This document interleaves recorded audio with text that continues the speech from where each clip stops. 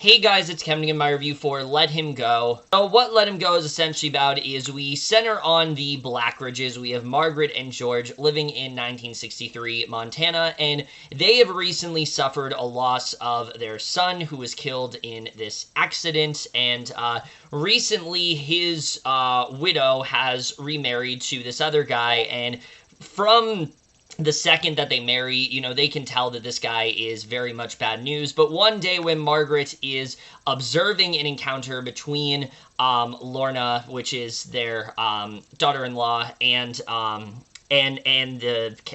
Donnie Weeboy, she starts to sense that something is really off, and also starts to think this is an unsafe environment for her grandson. So now her and George go on a basically they go on this mission to try to track him down, to try to get their grandson and Lorna to live with them rather than the Weeboys, even if that might be a dying mission, while also trying to, you know, cope with the loss of their son. So, Let Him Go, overall, I was pretty excited for this film. You know, I looked at the cast, I really liked the trailer that came out. It seemed like it could be a very thrilling movie, something that we have seen before, but something that could be done in a really thrilling way, and I was really hoping that would be the case with this film, and overall, I definitely enjoy Let Him Go. I don't think this is like an amazing movie or anything like that, but I do think in terms of, you know, just really good sort of, you know, Western dramas, I think this is definitely one of the better ones I've seen in quite a bit. But we're just getting to right now, starting off with the cast, and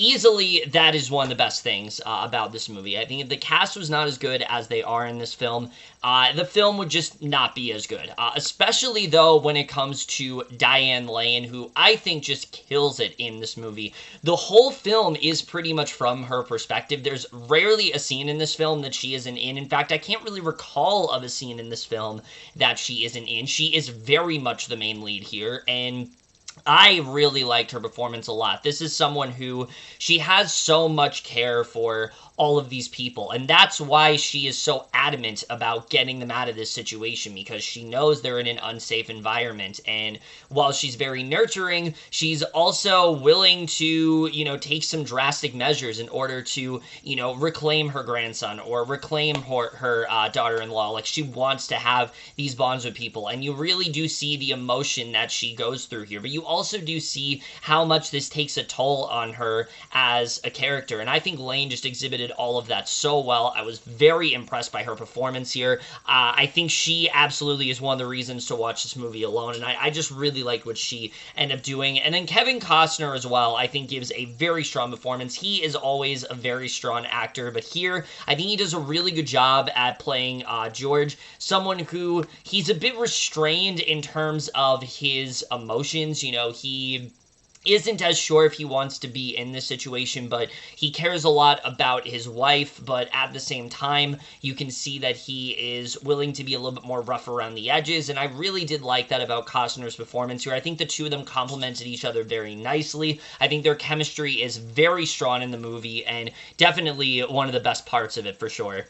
But the rest of the cast here also does an incredible job. In fact, as good as those two performances are, they're actually not the standout of this movie. The big standout of this movie for me easily is Lesley Manville, who plays the character of Blanche Weeboy, who, look, this character is really not that special in terms of, like, you know, layers or something like that, but Manville just puts so much into this character. This character, every single second she's on screen, you're drawn to her. You're so threatened by everything she's saying. The second that she arrives, you're so scared of her niceties, because you can see that she's someone who, you know, the second she walks in a room, all the attention is on her. You know, everything she does, you know, for her family, she cares so deeply about. And I just thought she just did such an incredible job in this role.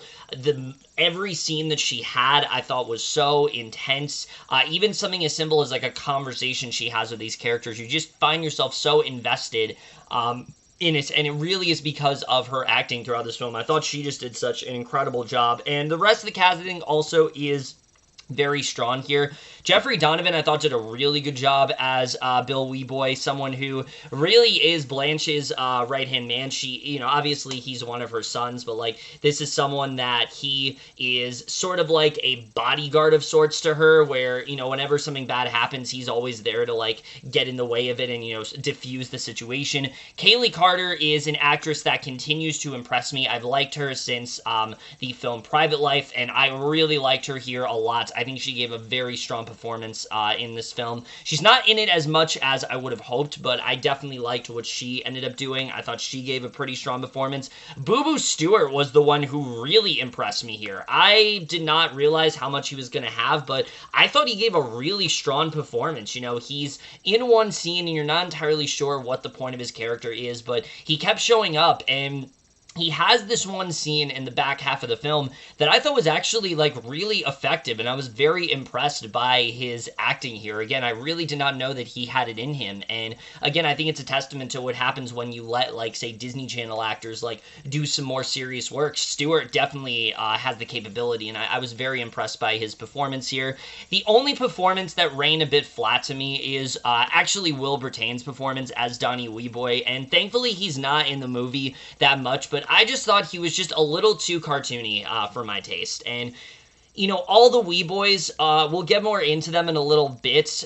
They definitely are not the most well-developed characters, but Donnie just felt a little too over the top. He needed a bit more layers, and I just didn't feel like his performance translated well into a real human. It just felt like he was a little too just overdoing it a bit too much for me, and I wish he would have taken it down a few notches, but, like, aside from him, I think this is a very strong ensemble. I think everyone does a really good job, and definitely one of the best parts of this film for sure.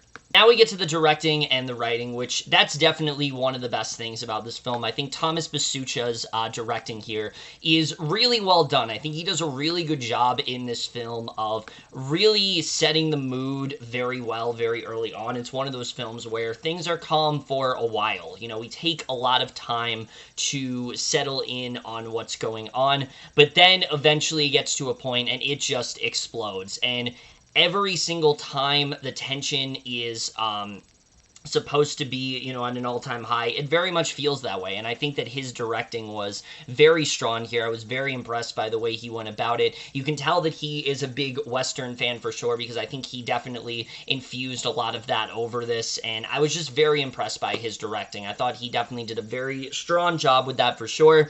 His writing, though, I will say, yes, it definitely is simple, but I think it works for the most part. I think his writing is pretty strong in this film, especially when it comes to our main two characters. You really do take the time to get to care about both of them. When it comes to Margaret as a character, we really do dive into how she wasn't really there for Lorna. She wished she had more of a relationship with her, and so that's something that is very important. She wants to, like, take the time to reconnect with her and be that mother that Lorna never really had in her life, but she also wants to continue having a good relationship with her grandson, because this is really the only part of her son that is still alive. And so you really do understand the stakes there, that, like, while she cares about her family, it's also about keeping a part of her son, with her. And I thought they did a really good job with exploring that. But also, Margaret as a character, she's someone who, again, she starts off very quiet. She's very diplomatic with the way she's handling this situation, but as things escalate, you can see she starts to become more and more unhinged as the film goes on. I just thought that they did a really good job, writing her character throughout this film, really getting you to know her well. And then George as well, I think, is very well written, because he has a lot of memories of his son, things that he wished he could have done, memories of things that he wished could have happened more, and I thought that they did a really good job in developing that, but also getting you to care about their relationship. These two are very devoted to each other, and I think that they did a good job with, again, really setting that whole dynamic up. I was very impressed by the writing between those two, but also the story itself, again, is very simple. It's a simple premise. It doesn't really get more complicated than it really is. But I think the film does a good job of gradually, getting you to that point. We set up from the beginning that there's something off about the Wee Boys. It's something as simple as just the way the Wee Boys talk, or the way that they are towards Lorna, or how they're sort of, abusive toward, well, they are, Donnie Weeboy is very abusive towards Lorna, and this really does scare Margaret, and you begin to wonder, like, how did they ever become entangled with this group? And I thought they did a really good job of, again, taking their time with telling that story. I was very impressed with the way they went about that, but also when you contrast that with the Wee Boys, who their entire focus is honestly kind of similar to Margaret's, where you look at the character of Blanche, and her entire thing is like, she wants to keep these people in her life. Family is very important to her, but unlike Margaret, someone who's willing to do it, just something as simple as just getting to see her son, Blanche wants to kill anyone that gets in her way. And so I thought they did a good job of, like, contrasting those two. I was impressed by the screenplay in that way, and I think overall it's a very strong screenplay. And there's even some things that I wasn't expecting, like this character Peter that the two of them stumble across. They get a lot more into his backstory, which I was very impressed by. I thought Booboo Stewart was going to be one of those characters that, like, we see for one scene and then he kind of goes off on his way, but no, they actually do a little bit more with him than I was expecting, and that's something that I definitely did appreciate in this film. So, and again, I think the build-up is also really solid. The way that they get you to slowly introduce the Wee Boys and things like that, I think is really good. And once we eventually get to all of them meeting up, it just feels that much more rewarding. You get to see why Margaret has had these doubts, why she is so concerned about her grandson turning out like them. I thought they just did a really good job with setting that up, and I was very happy with the way that whole thing turned out. I thought that was definitely one of the strong points, one of the strongest things that the movie did for sure. Yeah, I definitely did enjoy the screenplay here. The cinematography, though, as well, is fantastic in this film. There's a lot of very intense scenes. I think that the setting of the 1960s is very well presented in this film. I was very impressed with the way they decided to go about that, and I think that the landscapes and everything like that, everything just looks really good in terms of cinematography. I was very impressed by that. The action in this film as well, I think, is really good. There's not a lot of it. The trailer kind of makes it seem like it's going to be an action film. It's really not. It's very dialogue driven, but those conversations, like I said, are very well handled. The interactions that Margaret first has with the Wee Boys are really compelling. When we first, that dinner scene that you see in the trailer, it's just as effective in the actual film. There's so much tension going on there, and I was very impressed by the way they went about it. But once that action happens, mainly in the third act, it was way more grisly than I was expecting. It goes in a lot of daring directions, and I was very impressed by the way they handled the climax in this film. I thought it was very effective. It was very thrilling. It definitely had me on the edge of my seat multiple times, and I really enjoyed the action a lot in this film. I think that was definitely one of the high points for sure.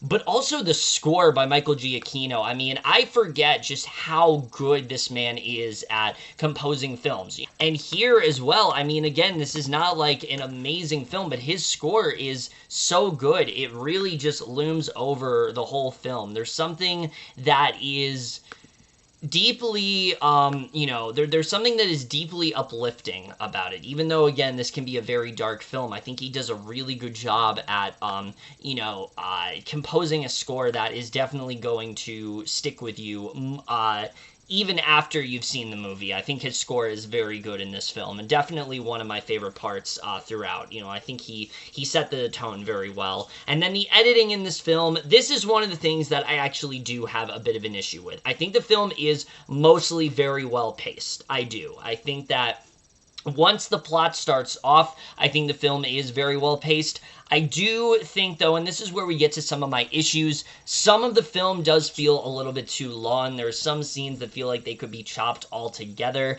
and there are a few too many conversations, and so I think they could have maybe tied that down a bit, but I do think once we get into the central plot of things, the film moves at a really nice pace, and I did not find myself getting too bored within this film at all. I was impressed by the editing overall, I would say. And this is where we start to get into some of my issues with the film, is that while I do think the film is generally well done in terms of story, the first 15 to 20 minutes I really didn't like of this film. I thought that they were incredibly rushed with the storytelling. There is an event that happens very early on that it just kind of happens, and like you're supposed to be really affected by it, but we've only been with these characters for like about 5 to 10 minutes when it's happened, and it wasn't enough. I kind of wish that like the first 30 minutes was dedicated to like building up to this, and then when it happens it's like that much more effective, but it's really not, and I wish they could have done a better job with that overall. And then the film does a time jump, and we don't really get to see any of that. Like, we don't really get to see, like, what Lorna and Donnie's relationship was like, what led them to get together. We don't really get to see any of that. So that definitely did lessen some of my interest in the story. And also the wee boys as characters are just a bit too one-note for my liking. We don't really know a lot about them aside from just their bad news. They clearly are very destructive and aggressive people, and that they are not to be trusted in really any way. And again, while I think there were a lot of effective scenes, especially in the third act, I mean, there's some really good stuff in there that I was not expecting to get as dark and violent as it did. I wish that we would have gotten a little bit more development from them. I felt like Blanche had enough, for sure. I think Blanche is a character that we mostly understood, but everyone else just felt very underdeveloped, and I wish we could have dived a bit more into it, and I think the film should have been a little bit longer because of that. You know, I think we would have spent less time focusing on just repetitive conversations between Lane and Costner, and more on some of the wee boys. I think the film would be that much better overall. But that being said, I still really did enjoy this film. I think Let Him Go is a very solid Western drama. It has a story that, yes, is very simple, but it does a good amount of stuff with it. It tells the story very well. It goes in some directions that I really was not expecting at all. The chemistry between Lane and Costner, I think, is very strong. Their performances are really good, but Lesley Manville really is the big standout here. I think the rest of the cast also gives some really strong performances, and just overall, I think this is a really solid, well-crafted thriller. Again, I don't think it's anything you need to, like, rush out and see, but in terms of, like, the fact that there really aren't a lot of movies in theaters, I think you definitely could do a lot worse than Let Him Go, for sure. I think this is definitely a very solid film, and I am going to give Let Him Go overall a B. But overall, guys, in my review of Let Him Go, let me know what you guys saw of this one overall. Lift your thoughts on it. We'll see you guys in my next video, and we'll see you guys for that. Okay, bye.